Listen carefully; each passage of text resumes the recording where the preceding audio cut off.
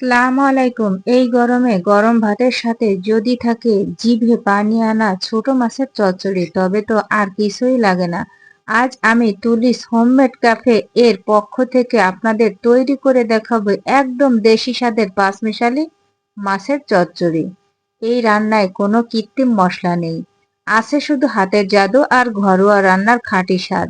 চলুন দেখে নিই আমি কিভাবে এই সাধারণ মাছগুলো অসাধারণ স্বাদে রান্না করি।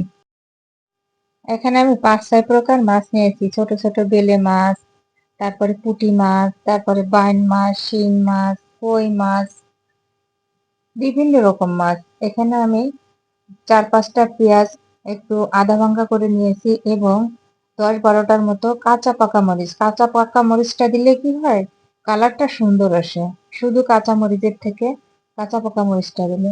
এখানে আমি ২টা মিডিয়াম সাইজের টমেটো ছোট ছোট করে কেটে নিয়েছি। দিয়ে দিচ্ছি হলুদ, এখানে ১ চা চামচ হলুদ দিয়েছি এবং স্বাদ মতো লবণ দিয়ে দিয়ে দিব তেল। এখানে আমি যতটুকু পরিমাণ মাছ নিয়েছি তাতে আমি 1/4 কাপ পরিমাণ তেল দিয়েছি। আসলে মশলার মাপ, তেলের মাপ এভাবে বলা যায় না। আপনি কতটুকু পরিমাণ নিবেন এটা আন্দাজ করেই নিতে হবে। এবার আমি হাত দিয়ে খুব ভালোভাবে মেখে পরিমাণ মতো পানি দিয়ে দেব।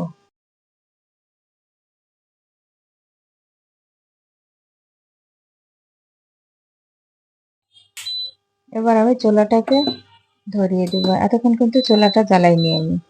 এবার ঢাকনা দিয়ে ঢেকে রান্না করে নেব ফুটে ওঠা পর্যন্ত।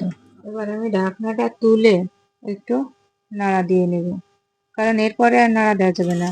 মাছটা খুব নরম, এসব মাছ খুব বেশি নাড়াচাড়া করা লাগে না। এবার আমি ঢাকনা দিয়ে ঢেকে রান্না করে নেব একদম ঝোলটা গায়ে গিয়ে আসা পর্যন্ত।